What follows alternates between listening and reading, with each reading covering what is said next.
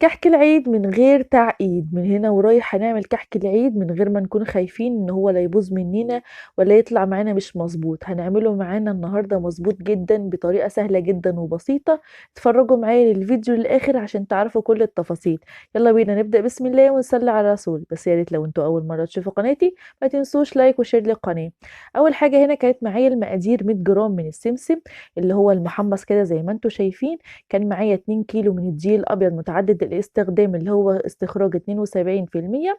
وكمان معايا كوباية من السكر البودرة، وكمان معايا كيس من الخميرة 10 جرام، وكمان كيس من البيكنج باودر. برضو أخدت 10 جرام مش كيس كامل، يعني معلقة صغيرة تكون مليانة، وعلى قد ايدي كده ذرة ملح ما بين صوابع ايدي. وبقلب كده المكونات الجافة مع بعض كويس جدا. أهم حاجة الأول، وكان معايا بقى السمنة بتاعتي. السمنة دايما بتكون نص مقدار الدقيق بتاعي. يعني انا هنا كنت مستخدمة 2 كيلو من الدقيق الابيض، استخدمت عليهم كيلو من السمنة، وكمان زودت 100 جرام عشان خاطر انا بحب يكون ناعم شوية. لو انتوا بتحبوا ان هو يكون مظبوط وما يكونش ناعم، او اللي هو المظبوط بيبقى نص مقدار الدقيق يكون سمنة. أنا هنا عندي السمنة بتاعتي كانت سمنة نباتي. طبعا كل ما تكون نوع السمنة تكون كويس، كل ما بيكون الكحك بتاعي بيكون طعمه كويس جدا. خدت السمنة بتاعتي بقى وهسيحها كده على النار، مش هقدحها، بس مجرد ان انا هسيحها. بجيب الملبن بتاعي هنا، وكان الملبن بتاعي كيلو وربع من الملبن. حطيت عليه بقيت مقدار السمسم بتاعي، وكمان حطيت معلقة من السمنة كده، ادعكهم مع بعض كده زي ما انتوا شايفين علشان خاطر اكوره معايا ما يكونش بيلزق، وبيكون حلو جدا. والسمنة بتخلي الملبن لما بيكون جوه الكحكايه نفسها بتدوب كده، وما تكونش مكعبله كده وماسكه في بعضها، لا بتكون سايحه كده وبتدوب، بتكون حلوه جدا. بصوا بتوصل، بفضل ادعك فيهم لحد ما يوصل للقوام ده. هنا كمان كان السمسم بتاعي كان معلقتين كبار من السمسم، وزي ما قلت لكم معلقه من السمنه النباتي. وزي ما قلت لكم انا هنا استخدمت سمنه نباتي. طبعا كل ما تكون نوع السمنه زي ما قلت لكم حلو، بتكون كمان بتدي ريحه للكحك حلو جدا. هنا بقى خلصت الملبن بتاعي. طبعا تقدروا تحشوا اي نوع حشوه بتفضلوه. انا هنا بقى سيحت السمنه بتاعتي وكمان سبتها تبرد شويه، وبعد كده بضيفها على الدقيق بتاعي. عايزه اقول لكم ان الدقيق زي ما قلت لكم ان هو كان متعدد الاستخدام الابيض اللي هو استخراج 72%. وطبعا بيبقى موجود فيه كمان عند اللي هو السايب، الدقيق السايب دوت اللي هو بيبقى مكتوب عليه اهلا رمضان، ده برضو بيكون حلو جدا نوع الدقيق. طبعا برضو على حسب الرغبة بتاعتكم تستخدموا نوع الدقيق براحتكم.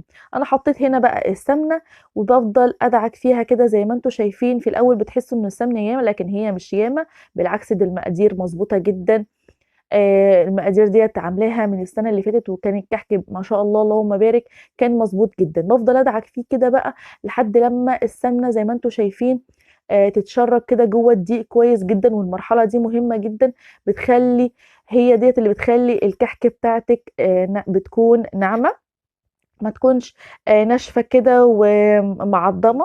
بصوا بفضل ابس فيها كده في العجين لحد لما توصل بالقوام ده. انا بقى طبعا هنا بما ان انا بس مستخدمة 2 كيلو من الدقيق، فطبعا هستخدم نص كيلو من اللبن. كان نص كيلو اللي هم كوبايتين اللي هم المج دول. بحط اول مج كده وبشرب اللبن من العجينة كويس جدا. واول لما تشربوا كده العجينه بحط بقى النص كيلو، اللي قصدي الكوبايه التانية، نص في نص.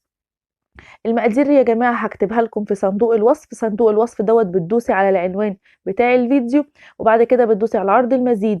هكتب لكم المقادير بالكوبايه وبالجرام ان شاء الله. بصوا حطيت بقى هنا الكوبايه زي ما انتم شايفين، هحط بقى نص الكوبايه التاني، وبرضو هفضل اشرب فيها كده لحد لما تتشرب تماما، وبعد كده احط نص الكوبايه التاني. هنراجع مع بعض لو انتوا عايزين المقادير بالجرامات. كان معايا 2 كيلو من الدقيق، عليهم 600 جرام من السمنة، عليهم 140 جرام من السكر البودرة، عليهم كمان 100 جرام من السمسم، وكمان 10 جرام من الخميرة الفورية، وكمان 10 جرام من البيكنج باودر، وذرة ملح خفيفة. بصوا بقى زي ما انتوا شايفين شربت العجينة كويس جدا. اول لما ببرمها كده وبضغط عليها ما بتشققش طبعا، كده تبقى النتيجة بتاعتي مظبوطة جدا بتاعة الكحك. انا عملت هنا الكحك بتاعي على البارد عشان خاطر قلت لكم الكمية بتاعة الدقيق كانت صغيرة، وعشان خاطر يعني ما يحرقش على الصدر.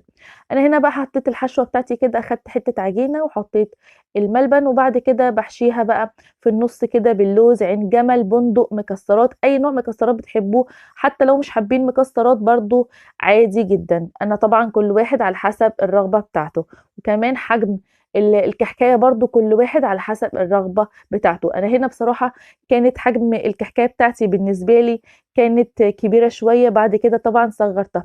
وعايزة أقول لكم إن الكحك لمّا عايزين نرجع كده لأيام زمان، الواحد كان يقعد مع أمهاتنا ربنا يخلّيهم لينا ويديهم الصحة يا رب، بيبقوا فرحانين كده طبعًا كلنا وإحنا صغيرين إن إحنا هننقش الكحك وكده. أنا بصراحة قعدت أولادي عشان خاطر يحسّوا بفرحة العيد كده وهُم كانوا بينقشوا معانا. عايزين نرجّع العادة بتاعة زمان كده ونخلّي أولادنا تكون جنبنا وحوالينا ويبقوا فرحانين إن هم يعملوا الكحك معانا.